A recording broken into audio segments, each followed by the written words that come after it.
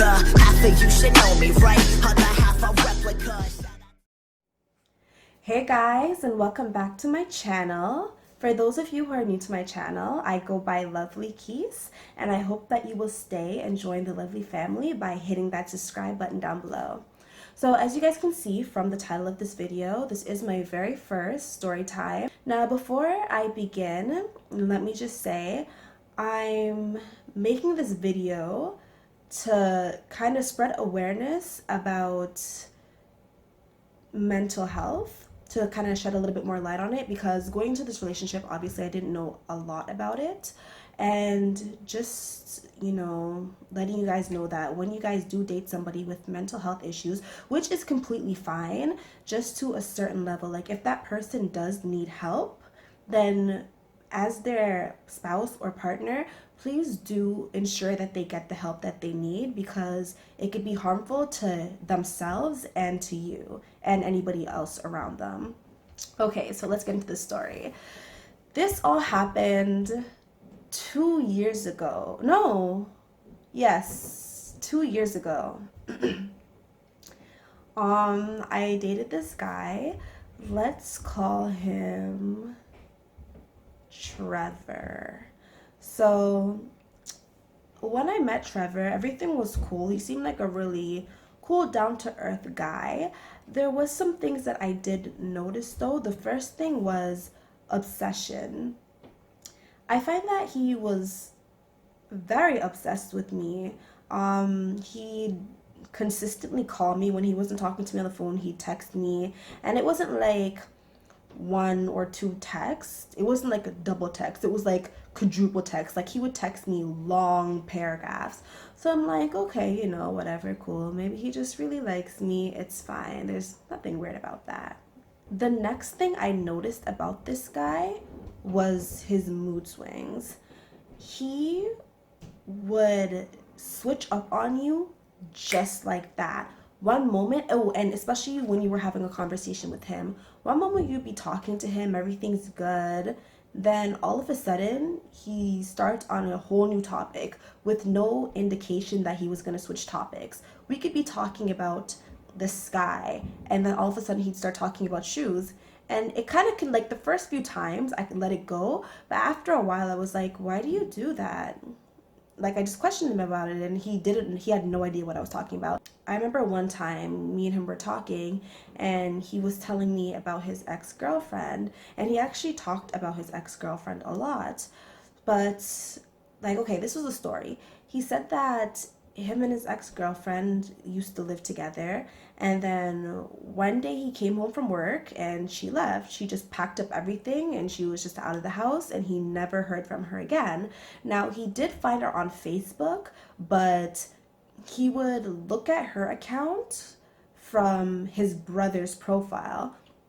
And again, with the obsession, I should have taken it in from then, but I didn't. I just assumed that, you know, like, this girl broke his heart. It was very hard for him to get over it. I felt very sorry for him. You know what I mean? I always tried to comfort him. So when I finally realized that something wasn't right up here was one day. It was after my godson's christening. I remember this. So after my godson's christening, me and my other friend and her boyfriend, we're gonna play some laser tag, or we went to Laser Quest to play some laser tag, yes. And I invited my boyfriend along, which was Trevor at the time. So we go to Laser Quest, have a great time, and then after, on the way home, I stopped at the bank. I don't remember how the argument started, but we were arguing about something, and I was just to the point where I was fed up. I just didn't want to be in the relationship anymore, because we actually did argue quite a bit. So I said, okay, you know what? I'm over this. I'm done. I'm sorry. I really cannot do this anymore.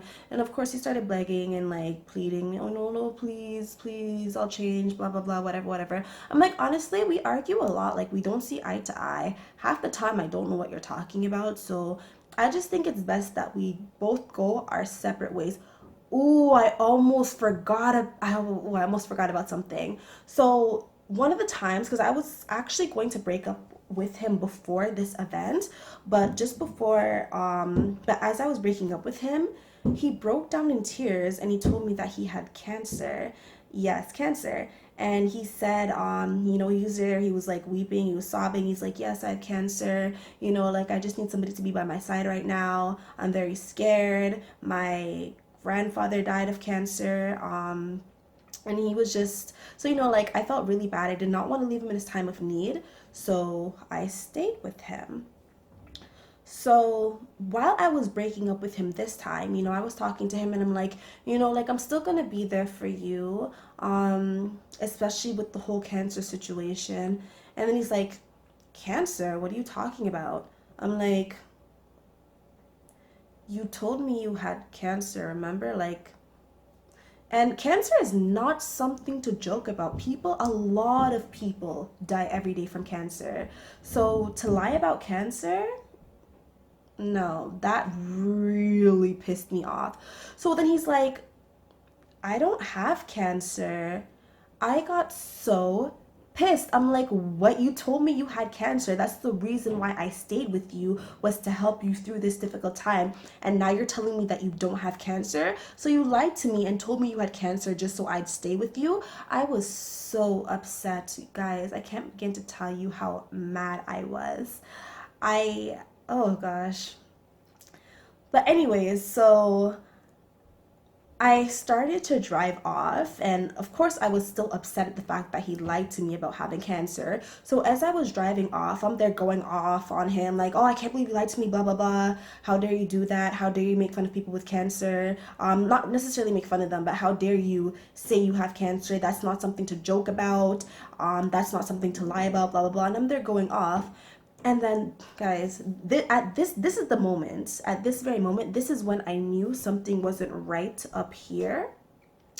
So what he did was, as I was driving, he looks at me and he's like, I don't want to live anymore. And then he opens my car door and jumps out of my car while I'm driving. I was so shocked, guys. I cannot tell you my emotions at the time. Like, I pressed down on the brakes. I was like, arks! And I was just there like, so I'm like, no, no, no, no, no. This guy did not just jump out of my car. So I kind of like, I was shaking all over at this point because I'm like, what happened? Like, is he dead? Like, did he kill himself? Is it my fault? Like, is he dead? Like, what happened? So I'm there shaking, my whole body's shaking. And then I look into the passenger seat. He's not there. The door is open. So I'm like, oh my gosh. So I look up into my rear view mirror and I see him and he's like pounding the ground and like going off crazy. So I was shocked, guys. I was frozen. I was frozen. And then I saw him get up and start walking towards my car. So I started to speed off. And then I don't know, maybe I'm crazy for this, but I stopped because we were okay. He lives in the next town from mine, and we were like 2 towns away from my town. So we were quite a good distance away from his house. And I'm like, oh my gosh, okay, like he doesn't have a ride home. So maybe I should give him a ride home, but I'm like, I don't know. Okay, I was seriously contemplating it. I'm like, should I let him get back in my car? But at the same time, like, I don't know, like, what if he tries to kill me? Like, what if he tries to kill me because I broke up with him? What if he's one of those guys who are like, if I can't have you, then nobody else can? And then, like, I don't know. Anyways, I was terrified, but I did let him get back in the car, and literally, I went with everything he said. I was 100% submissive. He's like, I'm so sorry. I'm like, it's okay. He's like, no, really, I'm so sorry. Like, I've never acted like that before. I'm like, no, no, no, no, no, it's okay. It's fine, really, it's fine. I forgive you. He's like, do you think we could get back together? Of course, I had no intentions of getting back together with him, but because I was scared for my life, I was like, yeah, yeah, no, it's fine. It happens. I understand. Like, I was so scared. Nobody understands. Guys, I cannot explain to you how scared I was. Like, I was this close to crying. I was so scared. And as soon as I dropped him off, he's like, "Oh, okay, you know, like, I'm so sorry. I'll see you tomorrow, hopefully. Love you so much. Blah, blah, blah. Rate to Tay, the whole works." Guys, as soon as he closed my car door, I locked my door, blocked his number, blocked him off Facebook and any other social media site I had, and I went home literally shaking. I was so scared. So, and on the way home, as I was driving, like, do you know in those horror movies when something happens and it makes you realize, like, you know, when there's a twist at the end of a movie and it makes you realize what's really going on in the movie, like it kind of puts everything together, and you're like, oh, okay, I get it now. So that's literally what happened to me. Like I had one of those moments where everything just started to come together and make sense. The stalking his ex-girlfriend, how his ex-girlfriend just got up and left one day, never told him where she was going, she just got up and cut. The obsession, always wanted to spend time with me, how he would never be able to stay on topic. Also, he used to take a whole bunch of pills. He told me that they were for his diabetes, but like all those pills that he used to take. He also told me that one time police bursted into his house and arrested him. Mind you, I don't know how true any of these stories are because, as I said, he wasn't completely altogether up here, so he might have fabricated some of them. But he told me one time that police bursted into his house and arrested him. In my head, I'm thinking, there is a huge, because he used to live in Lindsay, there is a huge psychotic ward in Lindsay. I'm like, yo, that probably wasn't police. Those were probably people taking him to the psychotic ward. Like, I don't know. All these thoughts just kept on coming in my head. And guys, when I say I was scared, I mean I didn't want to leave my house because he knew where I lived. I didn't want to leave my house, not even to check my mailbox. I didn't want to go to school. I didn't want to go to work. I was so scared. I used to, well, I pick up my mom from work, and sometimes she will work evening shifts, and I have to pick her up at night. I would be so scared to even get in my car. Like, I'd literally be running to my car, opening the door, jumping in, and locking the door as soon as I get in. And to be honest, living in fear is no way to live. It was so horrible. And then to make things worse on top of that, he kept on calling me and trying to text me from different numbers, from different Facebook accounts. I kept on blocking his number, blocking his number, blocking his number. So, yes, guys, that is pretty much the story of the time I dated a psychopath. To be honest, there is a bit more to the story, but I don't want to make this video too long.